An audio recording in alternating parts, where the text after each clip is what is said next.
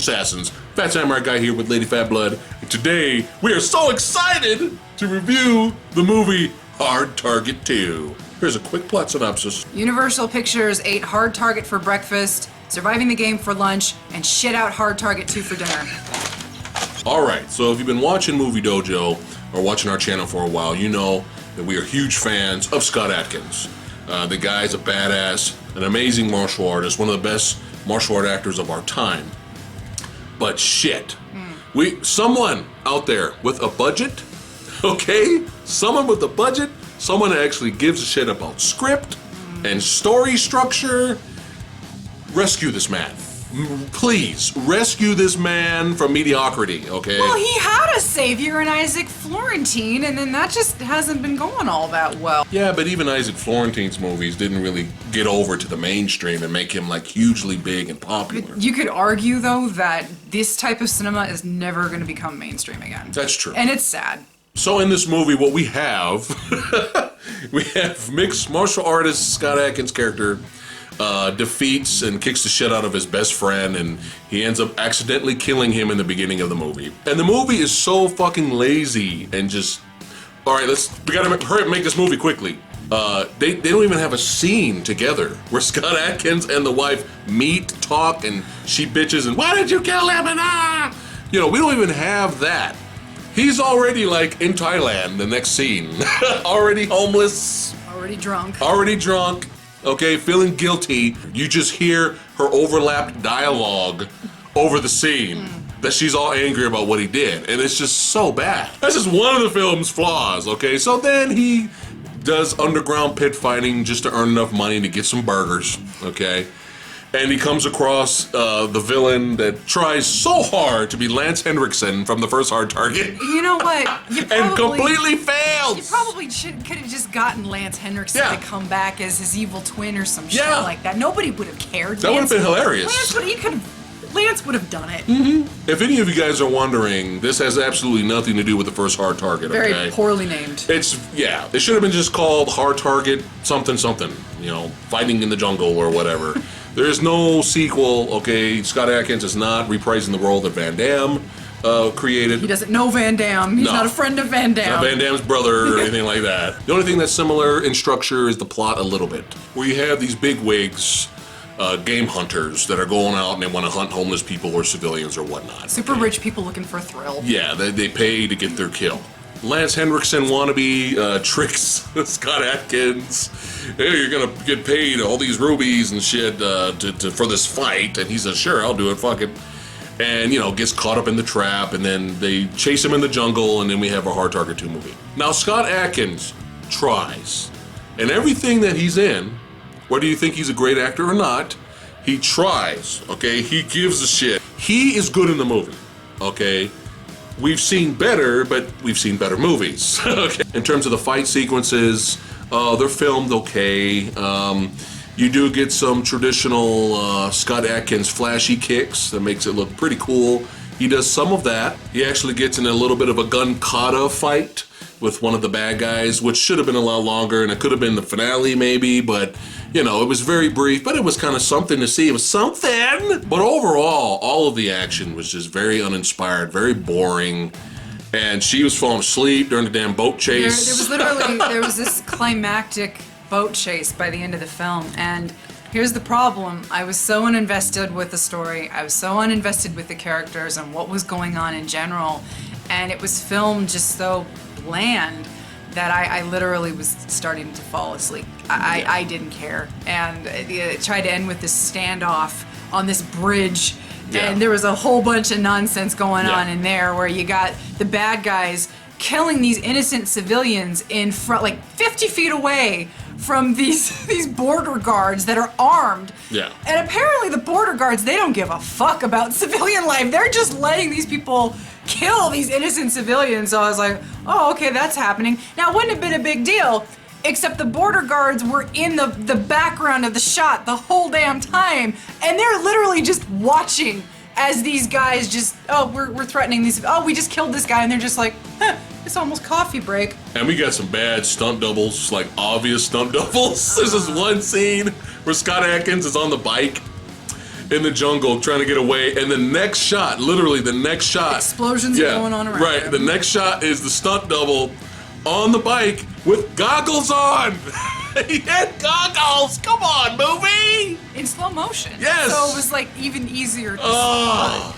This movie just felt like a boatload of we don't give a fuck. No. Universal, I feel, is kind of notorious for getting the rights. If they have the rights to a film, you can cite examples of The Scorpion King, of the Tremors series. I would even say The Mummy, because even though it wasn't straight to video, they cranked the fuck out of Mummy 3. They didn't give two fucks. When it comes to their franchises, if they feel they can get $1 out of it, they fucking will. Yeah. This movie felt like we have the rights to Hard Target.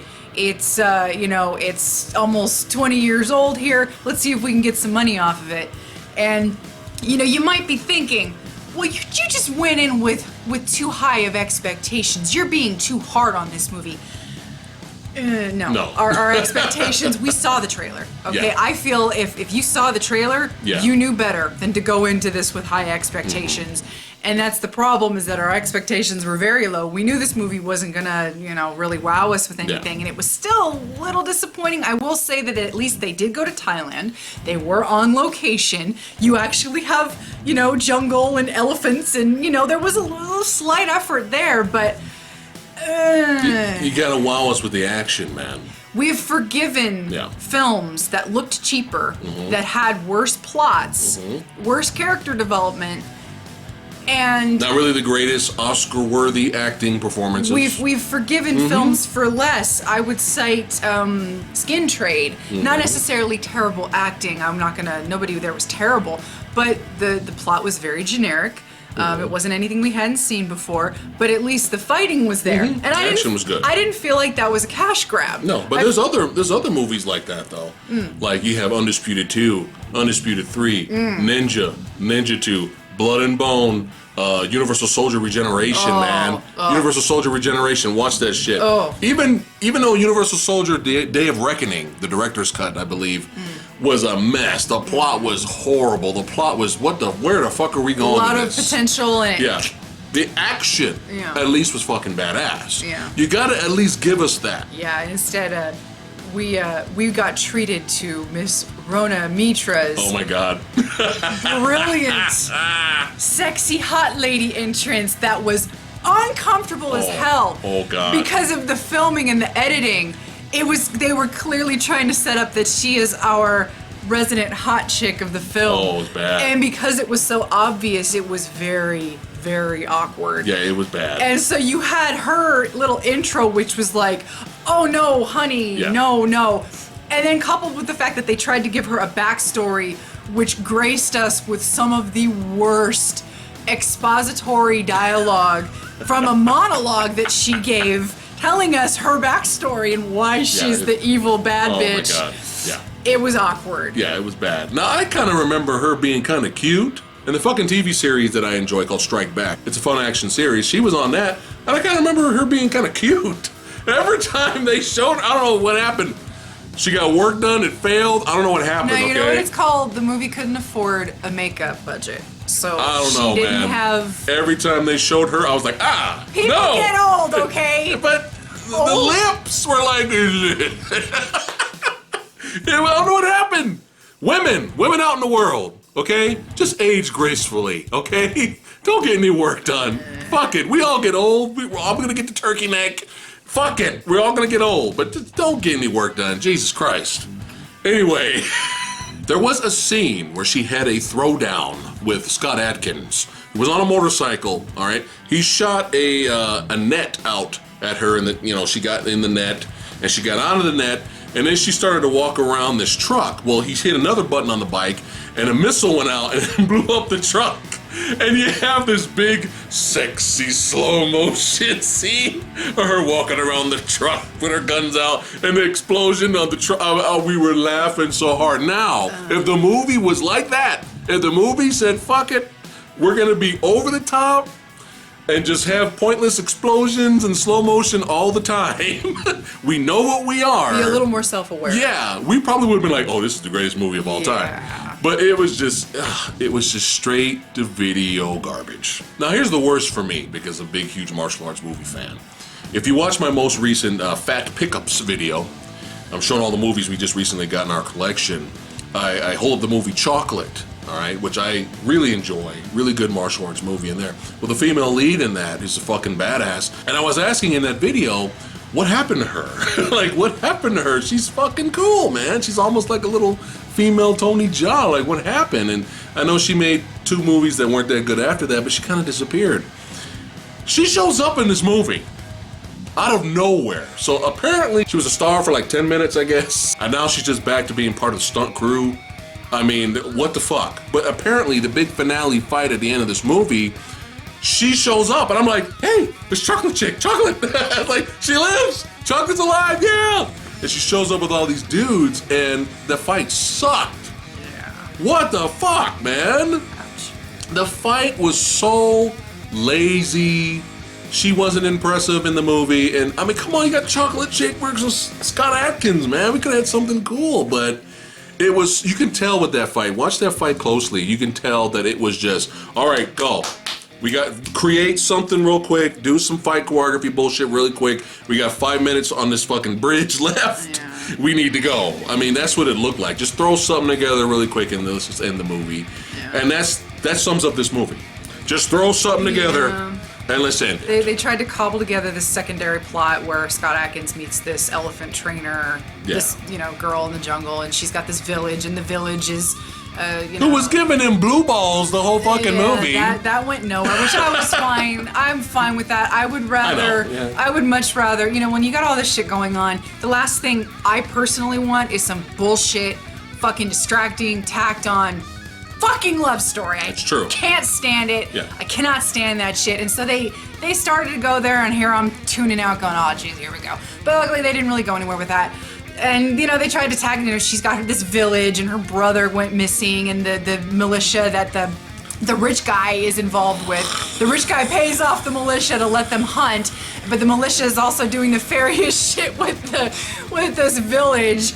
And there's this plot where she steals Scott Adkins' rubies to pay off the militia to leave her village alone, and it's like, okay, yeah. I get it. We didn't want to be a total ripoff of Hard Target and Surviving the Game, so we added all this other crap in, but it was the execution of everything. Yeah. It wasn't really interesting. Yeah. And there was really no reason. I was yelling at the screen. There was no reason for that militia to not kill Scott Adkins. None. Who gives a shit that she gave them the fucking rubies? They're the fucking militia. They could shoot her right after that and shoot Scott Adkins. He knows what's going on out there. He knows they're doing illegal human game hunting. Why would they leave Scott Adkins alive? It didn't make any sense. And the Lance Henriksen ripoff guy, the whole line of a militia basically shoot him because, he gets paid off with the rubies, so militia leader. So he just kills him. And you have a whole line of militia guys just blah, blah, blah, shooting him with Scott Adkins and the girl standing right next to him, and they're perfectly fine. They don't get shot. Marksman. The bullets don't pass. Nobody misses. It was. Let's film the movie. Exactly. Wrap it up. Exactly. Wrap it up. So, watch all of those movies that we previously mentioned.